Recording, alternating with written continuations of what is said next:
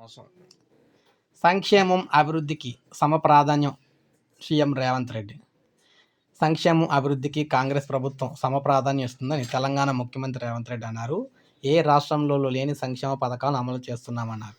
రాచరికాన్ని, పెత్తనాన్ని ఇక్కడ తెలంగాణ సమాజం సహించదని చెప్పారు. సికింద్రాబాద్ పెరేడ్ గ్రౌండ్స్లో నిర్వహించిన కాంగ్రెస్ ఆవిర్భావ వేడుకల్లో ఈయనైతే క్షమించాలి తెలంగాణ ఆవిర్భావ వేడుకల్లో ఈయనైతే ప్రసంగించారు. తెలంగాణ ప్రజలందరికీ రాష్ట్ర అవతరణ దినోత్సవ శుభాకాంక్షలు తెలిపారు. తెలంగాణ కళ సాకారం చేసిన నాటి ప్రధాని మన్మోహన్ సింగ్, కాంగ్రెస్ అగ్రనాయకులకు సోనియా గాంధీకి ధన్యవాదాలు. పుట్టుక నీది, చావు నీది, బతుకంతా దేశానిది అని కాళోజీ అన్నారు. కాళోజీ స్ఫూర్తితో అధికారం చేపట్టిన నాటి నుంచి రాష్ట్ర హితం కోసం పనిచేస్తున్నాం. మాది ప్రజల ఆకాంక్షలు నెరవేర్చే రాష్ట్ర ప్రభుత్వం.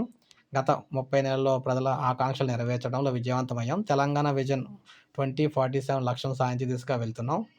ఇక రైతులను వ్యవసాయ పారిశ్రామికవేత్తలుగా తీర్చిదిద్దుతాం. న్యాయపరమైన సమస్యలు లేకుండా అత్యంత పారదర్శకంగా 67,000కు పైగా ఉద్యోగాలు భర్తీ చేశాం. ఈ నెలలోనే టీజీపీఎస్సీ ద్వారా ఇంజనీరింగు, పీసీబీ, అటవీ శాఖ, టౌన్ ప్లానింగు, విద్యాశాఖలో ఉద్యోగాలకు మరిన్ని నోటిఫికేషన్లు అయితే వస్తాయి. ఉద్యోగాల నోటిఫికేషన్ జారీ ప్రక్రియ నిరంతరం కొనసాగుతుంది. 1362 ప్రభుత్వ పాఠశాలలో ప్రీ ప్రైమరీ తరగతులు ప్రారంభించాం. ఈ ఏడాది అన్ని ప్రభుత్వ విద్యా సంస్థలు బ్రేక్ఫాస్ట్ పెడుతున్నాం. జూనియర్ కళాశాల విద్యార్థులకు మధ్యాహ్న భోజనం అమలు చేస్తున్నాం. పేదలకు సొంతింటి కళ సాకారం అనేది మాటల్లో చెప్పలేనిది. పేదలకు అద్దె ఇళ్ల బాధల నుంచి విముక్తి కలిగించాలని నిర్ణయించాం. 13 నెలల కాలంలో 1.25 లక్షల ఇందిరమ్మ ఇళ్లు నిర్మించాం. 22,000 కోట్లతో పేదల ఇళ్ల కోసం ఖర్చు చేస్తున్నాం. ఈ ఆర్థిక సంవత్సరంలో 3.5 లక్షల ఇళ్లు మంజూరు చేశాం.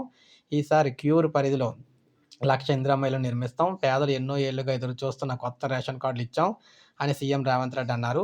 సో ఈ విధంగా తెలంగాణ ఆవిర్భావ దినోత్సవంలో కీలక ప్రకటనలు అయితే విడుదల చేయడం జరిగిందనమాట. సో ఇది అప్డేట్. ఒక లైక్ చేయండి, సబ్స్క్రైబ్ చేసుకోండి, మన ఛానల్ సబ్స్క్రైబ్ చేసుకోండి.